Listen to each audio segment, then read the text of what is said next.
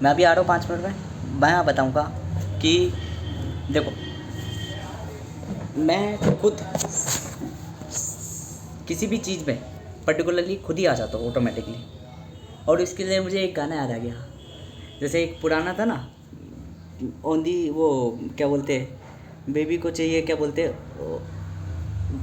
Car में तो मैं कह रहा ऑटोमेटिकली मैं संसार में आ गया। मतलब गाना गा रहा था, अब मेरे को नहीं याद आ रहा कैमरे के सामने, सीधी बात।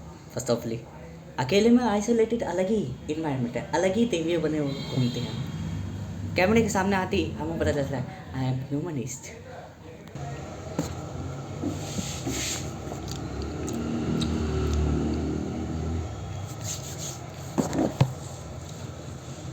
मैं बात करना चाहता हूँ कि देखो, मैं ऑटोमेटिकली किसी भी सोशल साइट में या मतलब संसार में ऑटोमेटिकली आ जाता हूँ।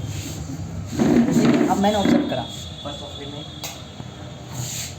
वेट कैसे मैं 10-15 दिन से यहाँ टिका हूँ, रोटी बना रहा हूँ, ये सारी चीज़ें कर रहा हूँ, बल्कि मैं ऐसे टिकता नहीं हूँ। यही तो है sociality.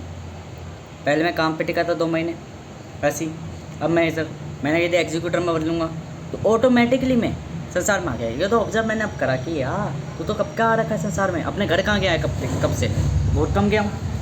That is the point. Unfavourable outcome पे तो मैं वर्क कर रहा हूँ, देख लो। तभी तो मैं वीडियोस पे वीडियो कोई ना कोई नया आइडिया डाले जा रहा हूँ, बिकॉज हर बार मेरा ब्रेन थिंक कर रहा है। संसार में यही तो फ़ायदा होता है, प्रकृति में व्यक्ति खुद में समा जाता है कि चलो जो जाना अब उसको लर्निंग करते हैं। यहाँ पे रीडिंग, एक पन्ना बदला दूसरे पन्ने में कुछ नया, फिर और पन्ना बदला फिर कुछ नया, फिर कुछ पन्ना बदला फिर और कुछ नया, फिर दैट इज़ अ पॉइंट। ठीक है ना, ऐसी लाइफ में। अब मेरी क्या ट्रेड्स है, पहली बात मैं बताऊँ, मेरी ट्रेड्स है आइडिया बनाना। सपोज़ करो मैंने अभी एक थिंक करी जो मेरे को भी बतानी चाहिए, वरना फिर मैं लिखूँगा नहीं कॉपी में, ठीक है ना। मैंने क्या थिंक करी कि लोगों को उनकी वांट और डिज़ायर कंप्लीट करो ना, ऐसी टेक्नोलॉजी बनाओ जो कि लोगों से उनका वॉइस सुने और उनके अनुसार उनको वीडियो दे दे।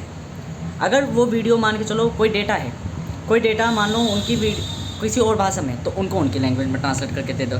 मान लो मैं ही तुम्हें खाली वॉइस में दे रहा हूँ, मैं कोई अच्छी तस्वीर नहीं दे रहा तुम्हें, तो तुम इसी वीडियो में वॉइस और वो उसके लिए charge low. That is the point.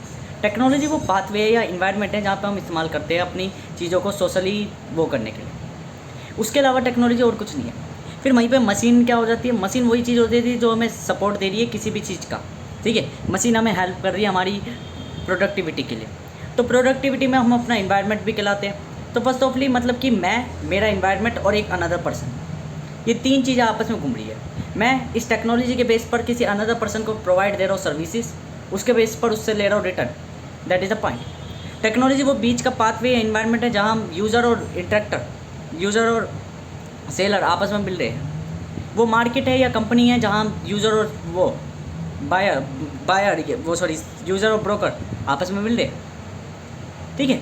तो ये technology, this is my use. Technology का यूज़ यही तो है। मान के चलो आप डिप्रेस हो रहे हो किसी चीज़ के लिए, आपको कोई दिक्कत समझ नहीं आ रही, टेक्नोलॉजी इतनी एनहांस बना दो, इतनी प्रोडक्टिव बना दो, इतनी ऑप्टिमाइज़ बना दो। और प्रोडक्टिव अगर आप बना देते हो तो आपका पैसा ही बल्ले, ठीक है ना। और यही तो चीज़ करनी है कि टेक्नोलॉजी के इतना ऑप्टिमाइज़ कर दो, इतना वो बना दो। मेरे पे क्या है, आइडियाज़ है।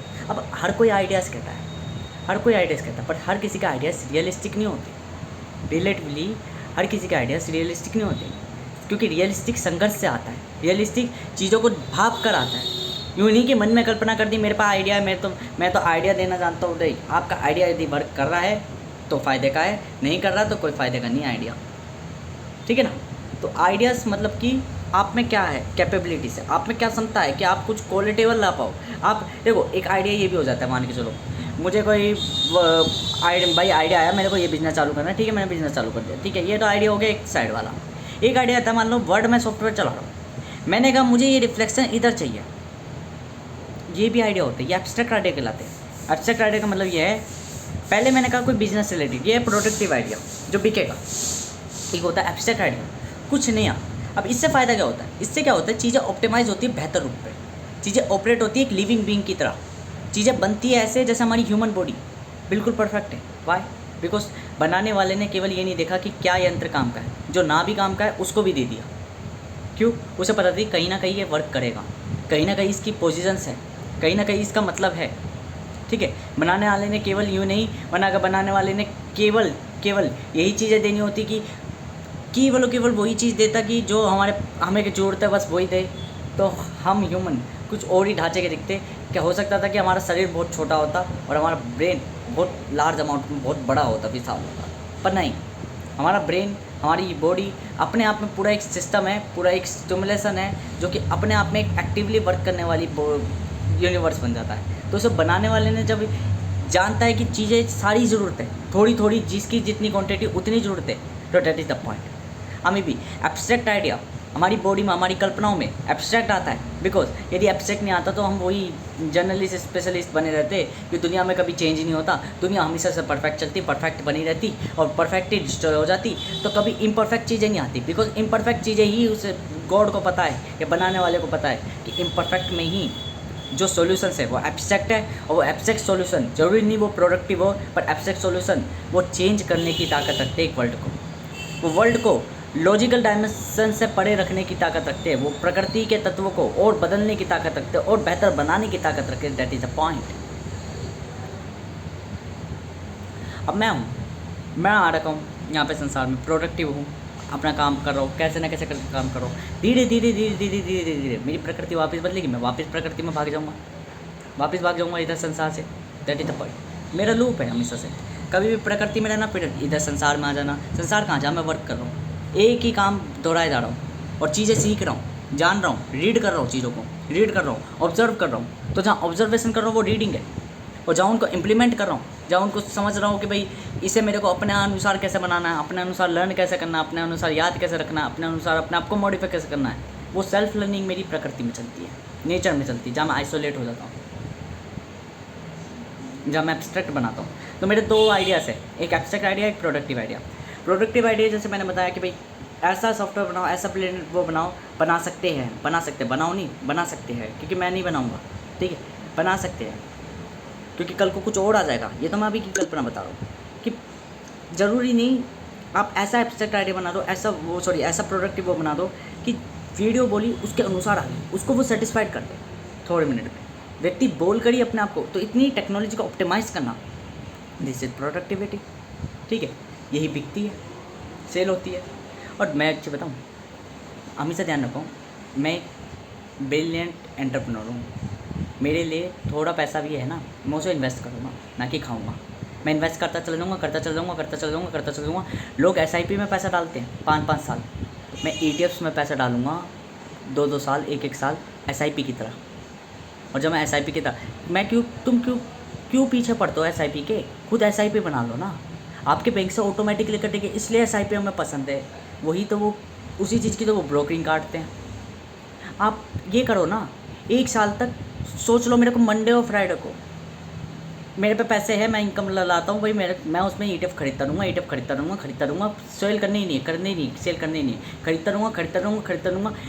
10 महीने बाद, 20 महीने बाद मेरे पास अपॉर्चुनिटी आई कि मुझे कोई चीज़ खरीदनी है या मुझे बाइक खरीदनी है, जिससे मेरी इनकम बढ़ सकती है। क्यों मुझे पता थी ETFs के प्राइस डाउन होते नहीं, तो मैंने सारे ETFs को सेल या प्लेजिंग में डाल दिया और देन बाइक खरीद ली।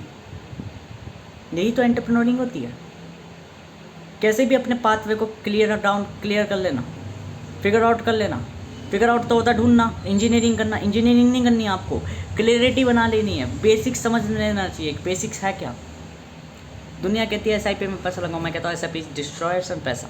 5-5 साल कौन पैसा लगा रहा है? 5 साल बाद तुड़वाऊँगा मैं अपने पैसे को? नहीं, मुझे चाहिए कि जब मेरे को पैसा चाहिए हो, मैं उसे तुड़वा के तुरंत ले लूँ और अपॉर्चुनिटी गेन कर लूँ। That is the point. वहाँ मैं पैसा कमा लूँगा।